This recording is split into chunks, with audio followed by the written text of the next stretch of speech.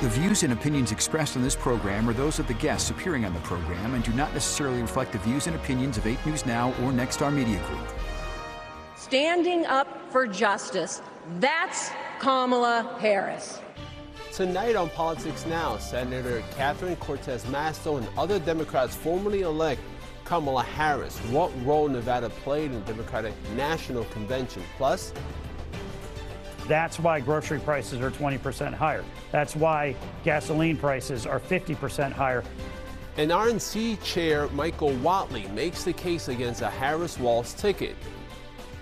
And we look at some bills the Nevada legislature will be taking up, including a battle over school lunches. You're watching Politics Now with John Langler on 8 News Now. Thank you for joining us. I'm Joshua Piguero. John is off tonight. Republican presidential nominee Donald Trump making another visit to Las Vegas on Friday. He was at the Mexican-Italian fusion restaurant El Toro y la Capra, pitching his no taxes on tips plan. That's a newer restaurant under the family that owns Linda Michoacan. This is video of his last rally here at Sunset Park in June. We taped before I headed over to cover the event, so you can check it out on 8newsnow.com. Meanwhile, Democratic presidential nominee Kamala Harris was in Chicago accepting her party's nomination at the Democratic National Convention. Basil John tells us what happened. Vice President Kamala Harris has formally accepted the nomination for the Democratic Party, and the crowd was electric as she came out onto the stage. On behalf of everyone whose story could only be written in the greatest nation on earth, I accept your nomination to be President of the United States of America. It's a celebration inside Chicago's United Center as Vice President Kamala Harris accepts the Democratic nomination for president. This election is not only the most important of our lives, it is one of the most important in the life of our nation. Democrats say their convention generated energy not seen in years. People are gathered at watch parties everywhere to celebrate Kamala Harris. Say hello! Harris is the first Black and South Asian woman to head a major party's ticket in the nation's history. Never complain about injustice, but do something about it. Do something about it. The much anticipated showdown between Kamala Harris and former President Donald Trump will take place on September 10th in Philadelphia. The vice presidential debate will happen on October 1st in New York City. Reporting in Chicago, I'm Basil John. Only one Nevadan spoke at the convention, but it's one who has known Kamala Harris for a while, Senator Catherine Cortez Masto. In her speech, Cortez Masto said Kamala Harris is committed to a border deal. We asked what it would take to get one passed. It was not everything I wanted or everybody wanted, but that's the compromise. That's what you do.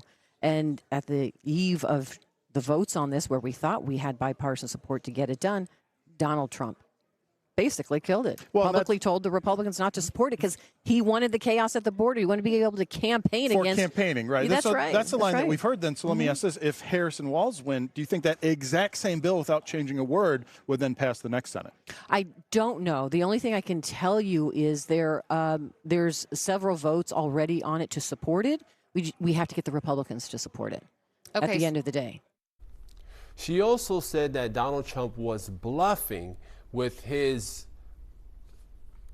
He also said Donald Trump was bluffing with his no taxes on tip stance. Also, there in Nevada, Democratic Congressman and chair of the Democratic Black Caucus, Stephen Horford, who raved about the focus of the convention.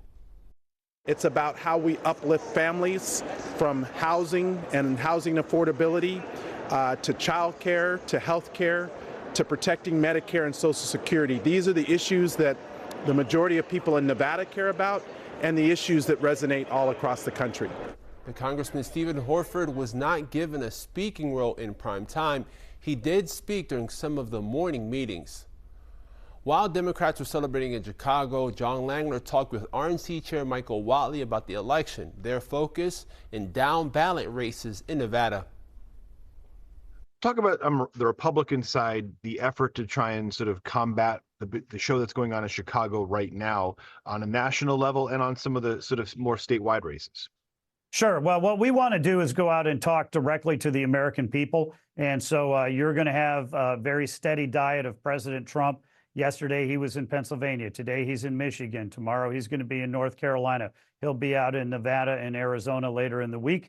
You're going to see the same thing from J.D. Vance. You're going to see the same from me, where we're going to be out talking directly to the American people about the issues that they care about. You know, you think about what really matters to every American family right now are jobs in the economy, security, and safety. And we're not going to hear a lot of conversations about that coming out of Chicago, but you are going to hear a lot of us on the president's team that are going to be out and about and talking to people where they are about these issues. Since the change at the top of the Democratic ticket, a lot of the public polling certainly shows that the race has tightened up and in some cases has flipped in terms of which candidate is leading. Here in Nevada, I think former President Trump still leads, but it's very close no matter which poll you're looking at here. What efforts is the RNC doing to try and sort of stem the tide, and why do you think that the tide has shifted so much? Well, I think that she got a bump just because they pushed Joe Biden off the stage and put her in, and so a lot of people are taking a fresh look at her. The name recognition that she has, people are not as familiar with her as they were with President Biden. So there's a lot of change conversations that are taking place. But I think once people know that she is running, you know, as far left or even further left than Joe Biden, that she is doubling down on all of the same policy positions that he has taken, I think that bump will go back down. One of the issues that former President Trump brought up here when he was visiting in June was the no taxes on tips proposal, which has now been picked up even by Democrats. I think there's going to be competing bills on Capitol Hill about this. He's going to be here this weekend, obviously. How did that become an issue for the Trump campaign, and I guess by extent, for the Republicans? Where did this nub of an idea come from? Well, I think it came from him talking to people about the issues that they really care about, and in Nevada in particular. The fact that you guys have a service economy where so much of people's income comes from tips, and to have, you know, Kamala Harris break the tie on the vote, that created an additional 88,000 IRS agents that are going after, specifically going after tips and garnishments, that's a real thought that he had was we need to do something about this, and we want to try and keep more money in every American family's pocket. There's a very high-profile Senate race happening here in Nevada. There's some congressional races that I know Republicans would like to flip, in addition to the Senate race. But from my vantage point, it doesn't seem like the RNC is spending a lot of money on these races in ads, in campaign videos, on television, on social media. Why is that? Well, I think what we're doing is we're working very closely with Sam Brown, with a number of other candidates all across the country, and making sure that we're providing the infrastructure for them to be able to go out and win. So we're working very hard from the RNC's perspective to get out the vote and protect the ballot. We also have our sister committees, the Congressional Committee, the Senate Committee, that are providing support directly to all of those different candidates. And we're making sure that every dollar that we spend is led on target. Now, we will have some more on the no taxes on tips debate a little bit later in the show as well. It's a constant problem in our schools, overcrowding, Next on Politics Now, the efforts to try and get class sizes down in the fast-growing southwest part of the valley. Plus, will Las Vegas be the next Hollywood? The big commitment being made by movie studios that want to move here and what they want in return. Politics Now. Some of the biggest topics in the 2025 legislative session are starting to take shape. That session starts in February, but bill draft requests are already in the works. So let's go through some of them. Supporters of the movie industry coming to Las Vegas are throwing more weight behind their efforts. Warner Brothers says they are committing to spending millions of dollars, half a billion dollars here over 17 years. If a tax credit was to pass, they would set up their Nevada studio in conjunction with UNLV at the Harry Reid Technology Park in the southwest part of the valley. These are the renderings of the project. The tax credit proposal will be taken up in the 2025 legislature. Sponsors say the bill would make about $100 million per year in tax credits available once the studios are built. Sony Pictures also has one planned in Summerlin. State Senate Majority Leader Nicole Cannizzaro also saying she will push a bill to protect IVF treatment. Nevada is one of the states that doesn't mandate insurance coverage for in vitro fertilization. The bill would address that in some fashion. She announced it along with a host of reproductive rights groups. Additionally, this bill will improve coverage options and ensure that these services, these very essential services, are more accessible and more affordable, including for people at risk of infertility due to medical conditions or treatments, such as cancer patients. Now, Republican Governor Joe Lombardo also saying he supports protecting IVF treatments. About 2% of babies in Nevada are conceived using so-called assisted technology, which includes IVF treatments. Those protections were initially included in a longer version of the ballot question to put abortion rights in the state constitution, but it was dropped in favor of the shorter version that will appear on the November ballot. Republican Governor Joe Lombardo responding to Democrats' accusations about school lunches. He points out that more than 80% of kids already qualify for free or reduced lunches at schools. Democrats have been criticizing Lombardo for vetoing a universal school lunches bill during the last legislative session. I talked with the governor's communication director, Elizabeth Ray, about the current school lunch program. I would say that the misinformation around this issue is troubling because our administration is concerned about families in need getting accurate information about what meals are available to their students. And the reality is that 87% of schools and 80% of students are automatically enrolled in free school meals.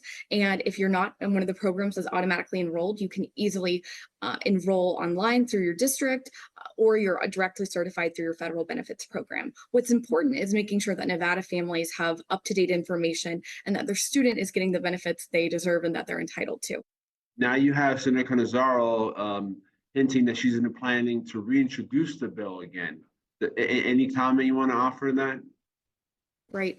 So Governor Lombardo's priority has been making sure that the state doesn't use one-time federal money to fund recurring programs. This program was stood up as a COVID-19 response, and so students were able to receive universal free meals from 2020 to 2024.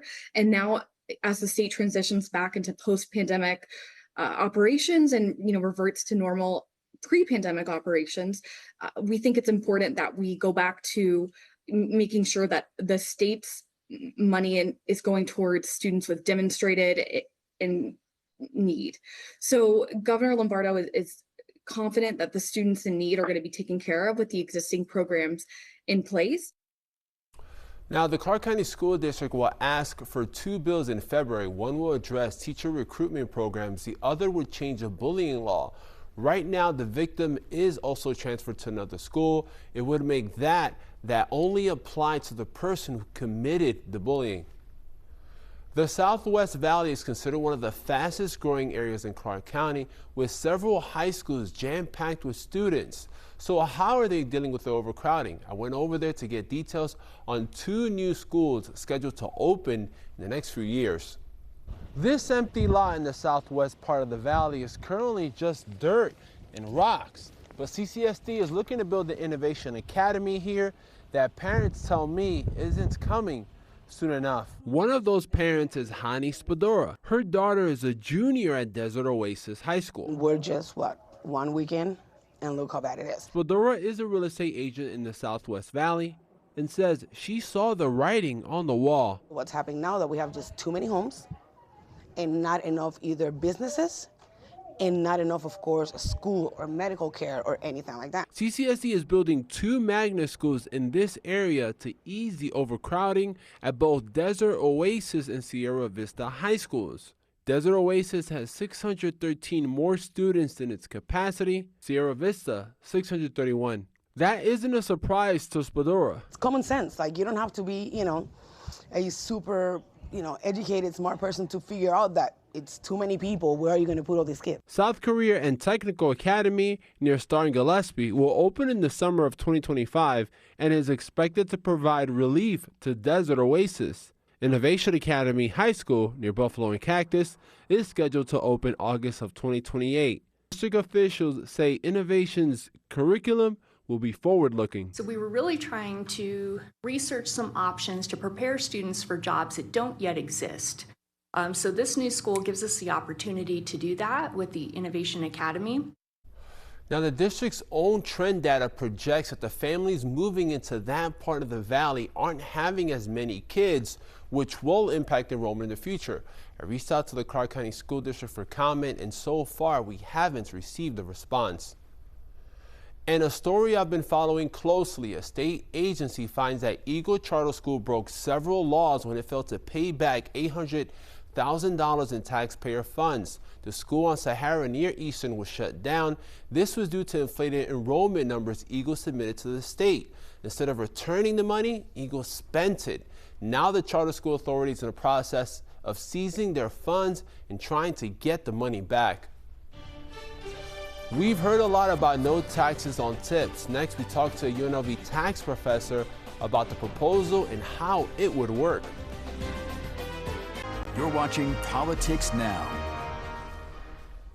Donald Trump was here Friday focusing on his no taxes on tips policy. Nevada Democrats and Kamala Harris now supporting it as well. So how many people would it help and how much would it cost? John Langler talked with a UNLV professor, Francine Littman, who specializes in tax law at the William Boyd School of Law.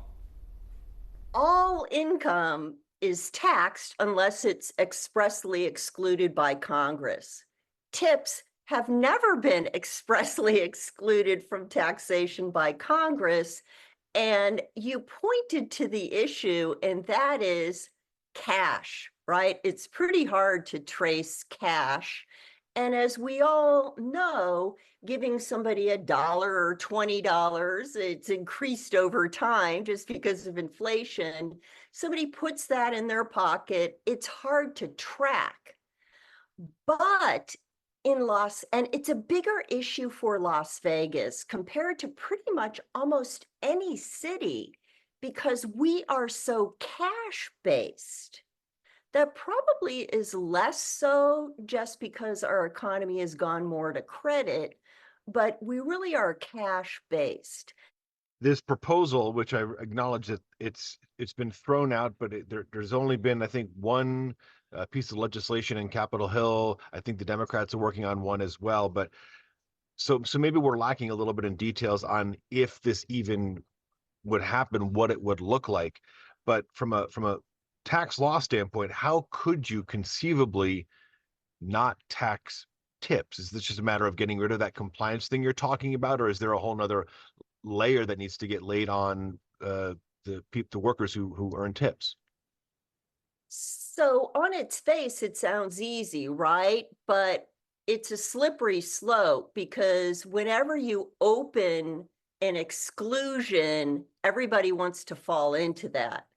And so some of the concerns about the current legislation is it doesn't have what we describe in tax law as guardrails, right? I think that the unions want to focus on hospitality and service workers, but you can imagine other groups, other workers are thinking, well, I want to call my salary tips now.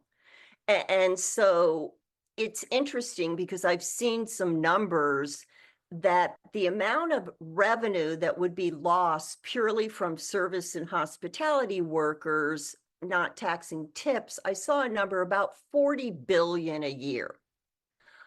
But The cost of this proposal I've seen is between 150 and 200 billion because they're concerned about other people recharacterizing their income as tips and then not paying taxes on it. Right now, the Republican bill is in Congress but doesn't have any kind of hearing date set. Nevada Democrat Stephen Horford says he plans to introduce a newer version that is combined with eliminating the sub-minimum wages.